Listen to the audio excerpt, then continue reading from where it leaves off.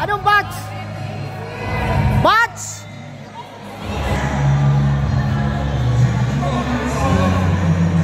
Alumni homecoming ninyo. So tandaan, ngayon po, sa kada batch, we'll do this very democratically and very... Maraming salamat, Ma'am Paraleos, para sa inyong... Mapagsiglan ng ating kasiyahan. At isang malaking bagay po na hindi ako na-transfer kasi meron pong reshuffle ang mga school head. Sapagkat isang bagay sa school head na mayroong support system, especially ang alumni. So again po, Sir Dan, maraming salamat po sa inyong pagkalinga po, patuloy na pagkalinga sa ating paaralan, especially para po sa ating mga mag-aaral. Once again, God bless us all and thank you so much. More blessings, good health, and mabuhay ang mga alumni ng Matuya-Tuya National High School.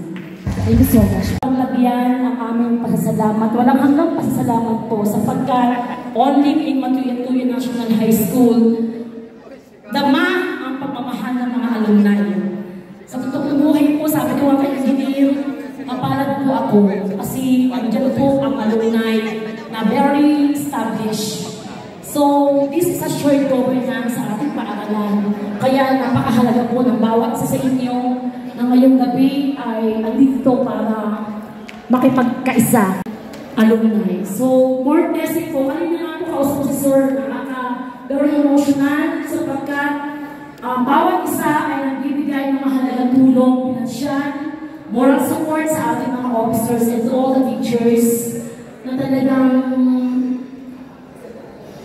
kumbaga po ay may mga struggle sa loob ng ating paaralan. Sabi nga ang DepEd, malaki ang budget pero hindi po kayang sustain, hindi kayang i-provide ang lahat ng mga pangangailangan. So we are very lucky to have you all being our graduates na hindi po nakakalimot sa paaralan ng pinanggalingan po nila. So nawa, ang bawat isa po ay manatiling kabahagi ng mga programa, ng mga adhikari ng ating buong paaralan at buong pamayanan ng Matuya-Tuya National High School. So, I am very blessed personally sapagkat nasa Matuya-Tuya National High School po ako. Kaya sabi ko nga, kung meron po akong gustong paaralan na masasihan paaralan during retirement, ayun nga po Matuya-Tuya National High School. Sapagkat napakahusay po ang ating alumni. So walang kami pong hinihiling na hindi po nila ginagawa ng paraan. So of course, hindi po ito kakalanin ng ating mga officers kung wala po ang inyong mga mabuting puso. So ako po ay hindi sa hindi ko kami kaya. Ako po ay sige sa Regio Paralejas. Ako po ay hindi magdala pa.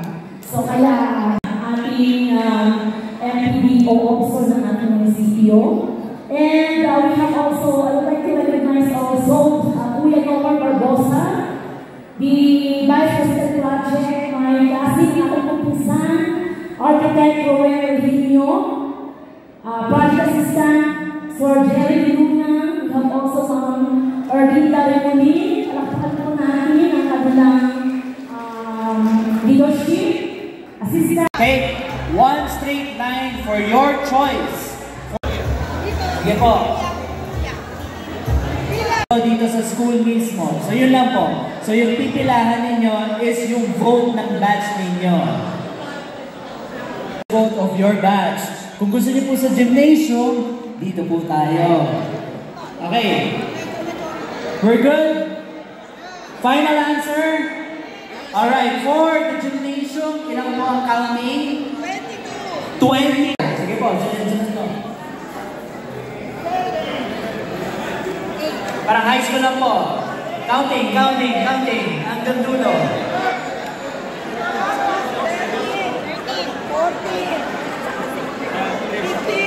18, 17, panalo na. 21, 22, panalo na.